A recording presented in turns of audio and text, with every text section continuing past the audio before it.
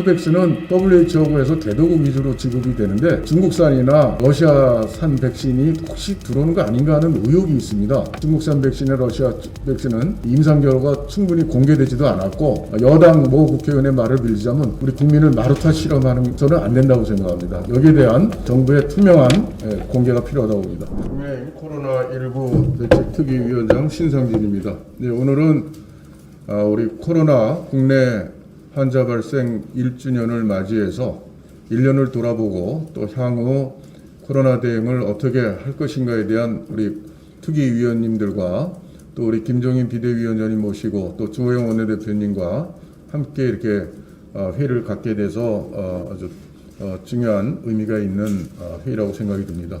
특위위원님들 안녕하세요. 손 흔들어 보세요. 예, 감사합니다. 바쁜 시간 내주셔서. 예, 코로나 1년 전에 우리 우한에서 들어올 때 우리 대한의사협회나 또 의료 전문가들 많은 분들이 중국의 유입을 일단은 차단을 하고 우리 국내의 코로나 대응 체계를 점검하고 마련하고 하자는 그 지적에 대해서 정부는 전혀 수용하지 않고 함으로 해서 코로나 대응 초기 단계에서의 실패가 있음으로 해서 저희가 차단에 성공하고 그동안 방역에 성공한 베트남, 대만, 호주, 뉴질랜드 이런 많은 나라들과 달리 우리나라도 큰 위기에 처해서 사실 뭐 소상공인이나 자영업자들 그리고 또 동부구치소에서 보듯이 취약한 지역, 취약한 상황에 처한 국민의 어떤 인권 침해적인 그런 부분들이 많이 노정되는 과정이었습니다. 이러한 국가적 위기 상황에서 저희 국민의힘에서는 백신의 조기 도입을 줄기차게 주장했음에도 불구하고 정부는 그동안 늑장 대응으로 해서 백신의 조기 도입에 실패를 해서 수십 나라에서 지금 접종하고 있는 것에 우리 대한민국 국민은 상당히 당황하고 있습니다. 그리고 저희들은 그동안 전문가와 야당의 입장을 수용하지 않고 하는 정부의 코로나 방역과 또한 백신 도입 등 여러 조치들에 대해서 많은 지적을 했습니다. 예를 들어서 대규모 항원 검사를 해서 방역 대책에 대한 이 전략을 잘 수립할 것을 요구했음에도 불구하고 연말에서나 문재인 대통령이 신속 항원 검사 하라 하니까 그때서 수도권에 16군데 선별진료소를 마련해서 또 부랴부랴 이렇게 하는 모습들 하나 보여주기식이 아닌가 싶습니다. 아직까지도 무증상자 숨어있는 무증상자의 전파를 파악하고 또 차단하기 위한 국민 코로나 검사 대규모 검사의 필요성은 지금도 있습니다. 정부는 왜 이것을 안 하고 있는지 모르겠습니다.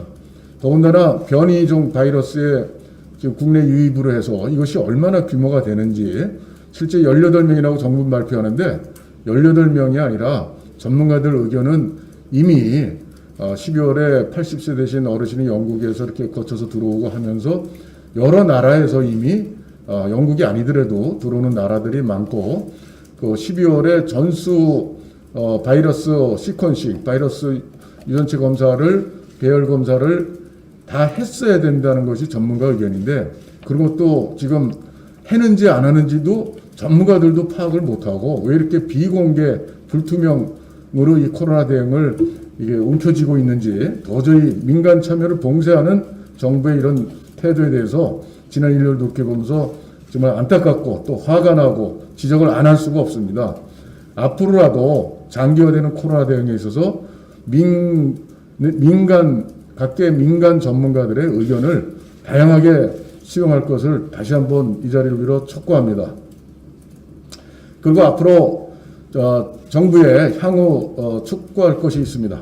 지금 정부는 백신 조기 도입을 실패하고서 구매 계약을 어디 하고 몇 분기 했다 하는데 이 분기라는 게 3개월인데 언제 들어올지도 사실 모르고 미국과 유럽에서도 파이자 모더나 백신 자체가 지금 모자라서 난립니다. 공급이 원활치 않은 것 같습니다. 이런 상황에서 국민 보고 언제까지 기다리라고 또 구매 계약을 언제 몇 분기에 들어오기로 했다. 이렇게만 해서 해결될 문제가 아니라고 봅니다.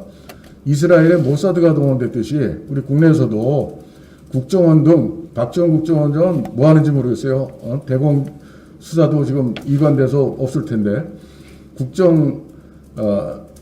국정원서부터 뭐 또 대기업 또 정관계 모두 나서서 모든 관계를 다 동원해 가지고 백신을 적은 양이라도 최우선 접종자에 접종될 수 있도록 최선을 다할 것을 요구합니다. 코백스 우리 위원장님께서 말씀하셨지만 코백스 갑자기 지금 선회했어요. 아스트라제네카가 2월에 들어온다고 하더니 그 아마 여의치 않은 모양인 것 같은데요. 코백스는 WHO에서 개도국 위주로 지급이 되는데 이게 뭐 중국산이나 러시아산 백신이 혹시 들어오는 거 아닌가 하는 의혹이 있습니다. 이 중국산 백신과 러시아 백신은 임상 결과 충분히 공개되지도 않았고 굉장히 불안한 여당 모 국회의원의 말을 빌리자면 우리 국민을 마루타 실험하면서는 안 된다고 생각합니다. 여기에 대한 정부의 투명한 공개가 필요하다고 봅니다.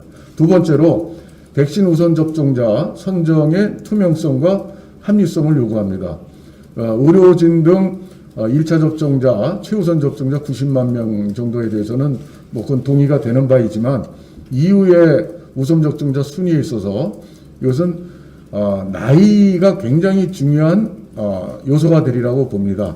연령층, 고연령층서부터 해서 해야 됩니다. 이것에 전파력, 백신을 접종해도 전파가 있는지 없는지에 대해서는 아직도 그 코로나 화이자, 모더나 모든 백신들의 임상 결과가 최종적으로 확인된 바가 없는 것이라고 전문가의 이야기가 있습니다. 그리고 또 하나 변이종 바이러스에 대해서 WHO에 우리 정부의 변이 바이러스에 대해 실태에 대해서 업로드하는 것이 있는데 그게 확인 결과 하나도 돼 있는 게 없답니다. 지금 그 변이 바이러스에 대해서 지금 질청에서는 정부에서는 투명하고 확실하게 대처를 해야 됩니다. 한 가지 제안하면 12월 양성자들 샘플이나 RNA들이 보관돼 있다고 합니다. 그런 것을 전부 다시 전수설해서 변이 바이러스가 있는지 확인을 해서 충분한 대처를 해야 됩니다. 그리고 끝으로 문재인 대통령은 엊그제 신년 기자회견에서 보편 지급과 선별 지급에 대한 모 기자의 질문에 대해서 코로나가 거의 마무리 단계에서 선별보다는 사기 진작과 소비 진작을 위해서 보편 지급을 할 수도 있다라는 아주 심각한 말씀을 하셨습니다. 지난 총선에서 전 국민 보편 지급 100만 원씩 하면서 정말 총선에 코로나를 정치를 아주 극대화해서 이용했듯이 이번 내년 대선에서도 그런 보편 지급이라는 그 소비 진작, 사기 진작 뭐 이런 코로나 지금 빨리 집단 면역 형성하는 백신 도입도 못하면서 그러한 그 선별 지급에서 보편 지급으로 대선 전에 또 다른 21대 총선에 그러한 또 재미를 보려고 해서는 절대 안 될 것이라고 생각합니다. 여기에 대한 국회 차원이나 여러 차원에서 선거에 이용되는 일만큼은 절대로 코로나가 선거에 이용돼서는 안 된다는 것을 강력히 촉구합니다.